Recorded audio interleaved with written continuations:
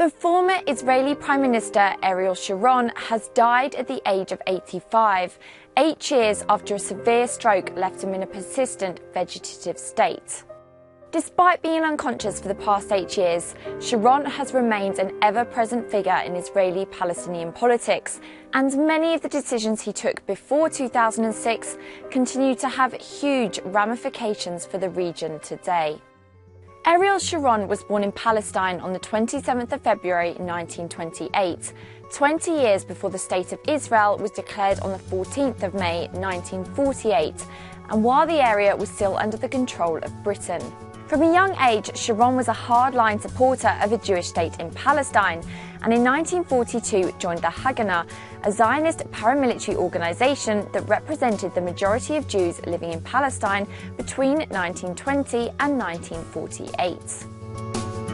The Haganah fought against Palestinian Arab groups opposed to the Jewish settlement of Palestine, and when Britain refused to open Palestine up to unlimited Jewish immigration following World War II, the organisation turned to terrorist activities, bombing railways and ships used to deport Jewish immigrants. Following the declaration of the Israeli state in 1948, Haganah became the National Army, known as the Israel Defense Forces or IDF, and for the 25 years that followed, Sharon fought in all of Israel's wars, including the 1948 and 1967 Arab-Israeli wars.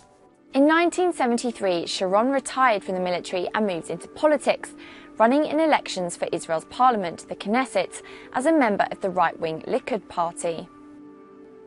This is the same party that Israel's current Prime Minister, Benjamin Netanyahu, belongs to. However, before the elections could actually be held, the 1973 Arab-Israeli War erupted and Sharon was called back to reserve service. He later won a seat in the Knesset but resigned in 1974 to return to the army before becoming a special security advisor to Israel's then Prime Minister Yitzhak Rabin. Roll on 3 years, however, and Sharon is back in the Knesset. In August 1981, he became the country's defense minister, reportedly masterminding Israel's invasion of Lebanon in 1982. The aim of the invasion was to target Palestinian guerrillas led by Yasser Arafat, who were then living in southern Lebanon and carrying out raids on the Lebanese-Israeli border.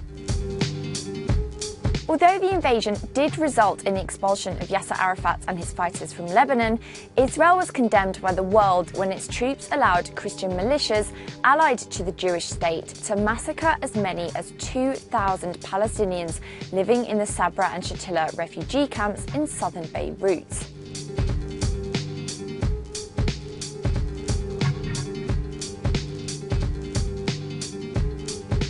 You might remember that we featured the Shatila refugee camp in our recent video on the Palestinian refugees forced to flee Syria for Lebanon.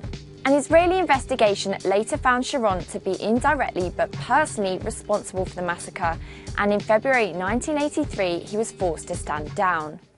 By the following year, he was back in government, however, going on to hold a string of key government positions, including Minister of Construction and Housing between 1990 and 1992. Sharon was a staunch supporter of the Israeli settler communities, i.e. Israeli Jews who were illegally living on occupied Palestinian land, and as housing minister oversaw the biggest building drive of Jewish settlements in the West Bank and Gaza since Israel first occupied these areas of Palestinian land back in 1967.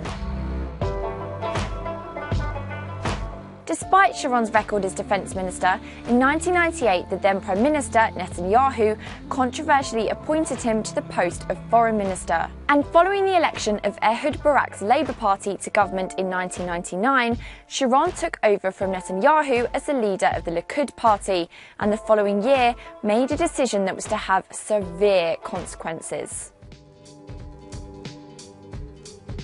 On the 28th of September 2000, Sharon paid a visit to the compound surrounding the Al-Aqsa Mosque, which is located in the Muslim quarter of the Old City of Jerusalem. The site of the mosque and its compound is known as Temple Mount to Jews and Haram al-Sharif, or Noble Sanctuary, to Muslims, and is sacred in both religions. The area also lies on Palestinian land captured by Israel in the 1967 war and is at the centre of a wider dispute between Israelis and Palestinians over Jerusalem. Following his visit, Sharon reportedly said he'd gone to the compound with a message of peace, but journalists on the ground said the act was clearly intended to underline Israeli claims to the city of Jerusalem and its holy sites.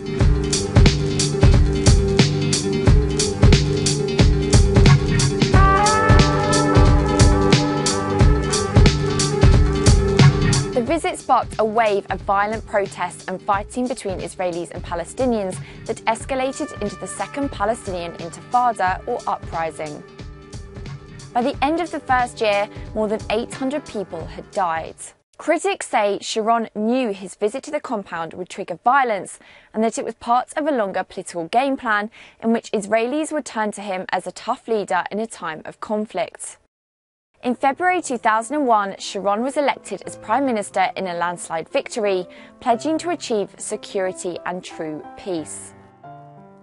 This same year, relatives of the victims of the 1982 Sabra and Shatila massacre began proceedings in Belgium to have Sharon indicted for war crimes. However, in June 2002, a Belgian appeals court said that such a case could not proceed against a person who is not in Belgium.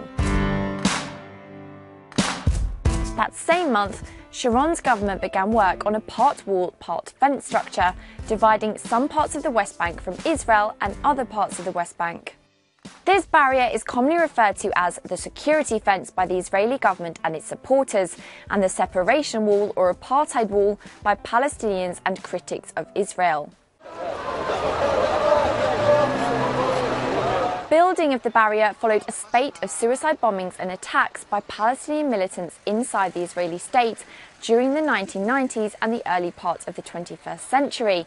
But gaps in the structure and the insubstantial nature of many sections of it suggest that security was not the true driving force behind its construction.